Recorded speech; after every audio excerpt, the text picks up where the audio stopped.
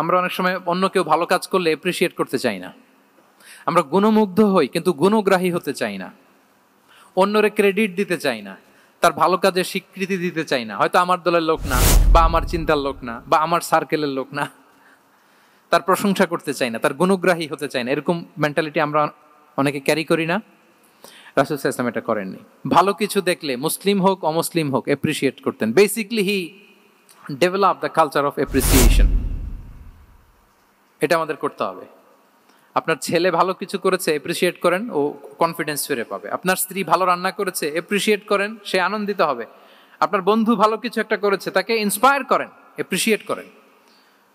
রাসূল সাল্লাল্লাহু আলাইহি ওয়াসাল্লাম একবার এক বৈঠকে ৮ জন সাহাবীকে ৮টা কমপ্লিমেন্ট দিয়েছেন। এজন্য আপনার ছেলে, মেয়ে, স্ত্রী, বন্ধু, আপনার সার্কেলের কেউ কোনো ভালো কাজ করলে কৃপণতা করবেন না, এপ্রিসিয়েট করুন। রাসূল সাল্লাল্লাহু আলাইহি ওয়াসাল্লাম এপ্রিসিয়েশন আমাদেরকে শিখিয়েছেন।